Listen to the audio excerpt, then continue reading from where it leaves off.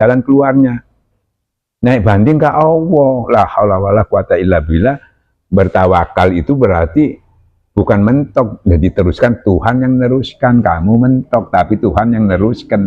Kalau kamu melibatkan Tuhan, kalau kamu sendiri ya terang mentok kayak bisa.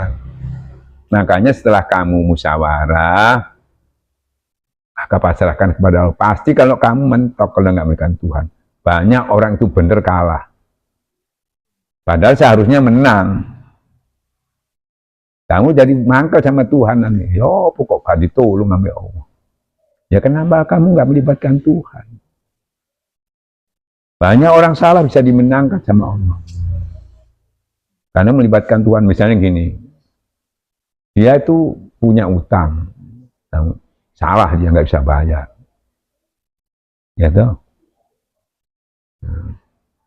Tapi dia melibatkan Tuhan, datang kepada Tuhan, dia berserah kepada Tuhan. Secara logika kamu tidak ada, Tuhan yang kasih. Tuhan ampuni kamu, Tuhan kasih jalan keluar sama kamu. Padahal salah. Karena dia menghormati Tuhan, mendatangi Tuhan, menunjukkan Tuhan yang kuasa yang bisa.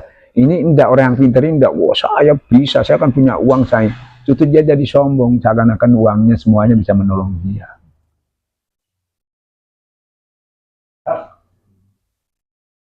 Makanya lebih baik orang yang istilahnya itu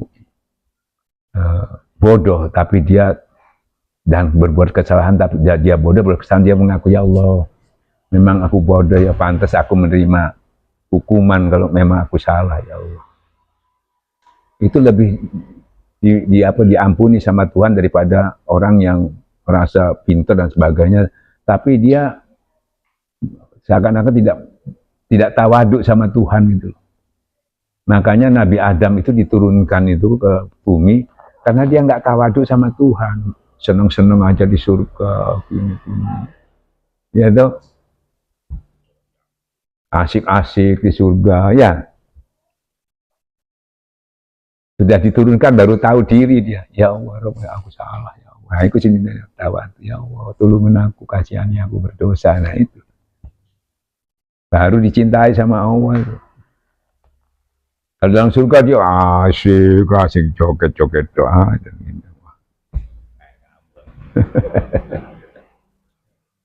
Bareng diturun, baru dia tahu diri, iya, aku keliru, ya itu cintanya Tuhan. Jadi lebih baik daripada di surga. Ada logikanya di situ baik, padahal itu lebih baik dari surga. Jadi cara berpikir tentang Allah itu memang nggak bisa seperti orang umum. Cara logika nggak bisa. Itu memang harus dikaji, dirasakan, ya. Terus dalam perjalanan pengalaman hidup, memerlukan waktu yang panjang, baru bisa. Nabi aja sudah ditakdirkan jadi Nabi melalui proses. Bayangkan Nabi itu mencari Tuhan tuh 15 tahun, Pak. Di gua bareng ketemu si ragu-ragu. Stres bareng, mudun munggah mana. Ya, nggak ngomong dati orang ting, wah, dati Nabi. Nabi Ibrahim mencari, di bulan, wah bukan, matahari.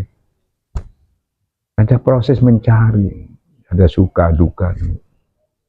Nabi Musa juga begitu. Sampai, ya Allah tampakkan aku, sampai mau berusaha ingin ketemu Tuhan. Akhirnya apa? Ini tutup Nabi, sehingga Nabi ya. Nah dalam perjalanan itu setahap dengan setahap baru kita, oh iya, butuh waktu. Jadi semuanya mulai proses. Kehidupan ini gitu juga. Akhirnya setelah tahu persis, tidak mengandalkan lagi kepada manusia, tidak takut lagi kepada manusia, tidak takut kehilangan manusia, tidak takut nggak ada ditinggal siapapun kecuali Allah. Lama-lama gitu. Karena dalam perjalanan itu, karena kamu pasti selalu kok mendapat manusia itu tidak pernah selalu banyak mengecewakan masalahnya. Dan itu nggak salah dia, memang kemampuannya itu nggak bisa membahagiakan orang seutuhnya. Jangan salahkan juga. Namanya dia juga manusia. Kamu mengharap sepenuhnya ke dia nggak bisa. Jangan orang lain, anak kita, istri kita aja nggak bisa sepenuhnya. Harus tahu tuh. Jadi kita nggak ngarep-ngarep aman, kita ya pokoknya kita sesuai kemampuan kita, aturan kita yang kita ikut aja. Tapi sepenuhnya di dalam hati kita enggak. Kalau kamu sepenuhnya pasti kecewa. Nah itu saya rasakan dalam perjalanan baru tahu. Kalau baca kitabnya sudah ada keterangannya, tapi belum merasakan kan nggak bisa kamu yakin. Oh iya benar. Makanya sama Allah sudah dikasih pengetahuan kamu dibentuk, no, biar tahu kamu. Rasanya kebentuk loro, tapi kamu karena tulisannya aja, santai. Tapi kamu enggak kepingin tahu rasanya dibentuk, oh iya benar. Itu makanya orang yang sombong-sombong itu bareng harus. Jadi perjalanannya itu nanti ya. Suka nggak suka pasti kamu nanti tunduk dengan ketentuan Tuhan, nggak bisa.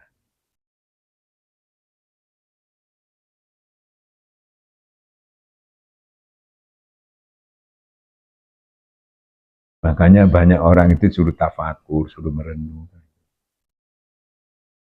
Bertafakur sesaat itu sama dengan 70 tahun, ada 1000 tahun. Karena kita mendapatkan banyak di situ. Renung itu banyak.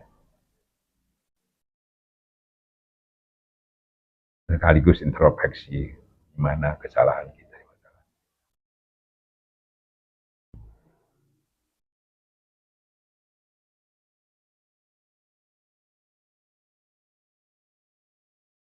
Ya, setiap orang kan punya ujian masing-masing, versinya aja yang beda, bodoh versinya.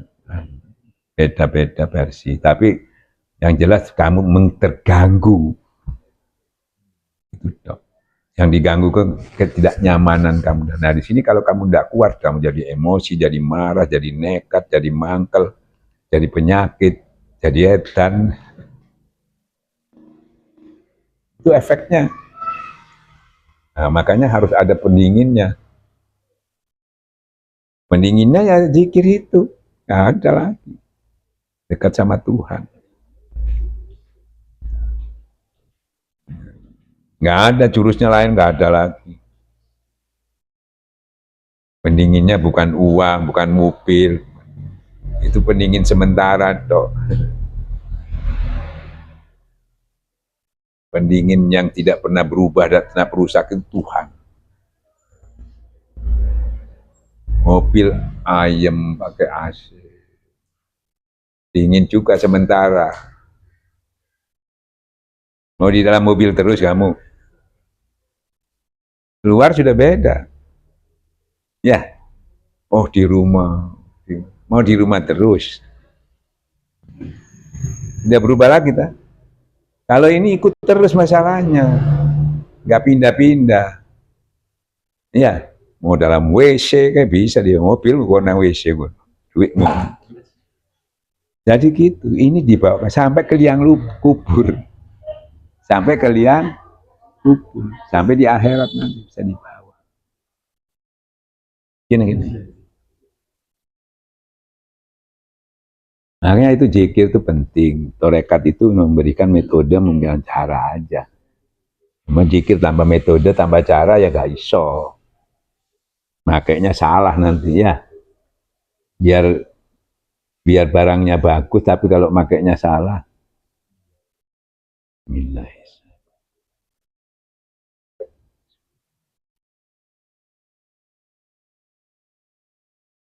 Insya Allah. Yang penting salah satunya perbaiki hubungan kepada Tuhan, habibnallah, perbaiki hubungan kepada manusia. Hubungan kepada manusia itu aja ya. Kita banyak menolong orang lain sesuai kemampuan, dengan sedekah, ya toh, sesuai kemampuan kita. Sebagian. Cuma itu aja. Gak ada lagi.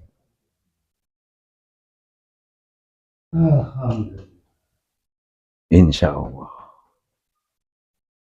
Ini banyak yang lihat dah ini. Mulai tadi loh tuh. Hah? Ada 250 ya minimal.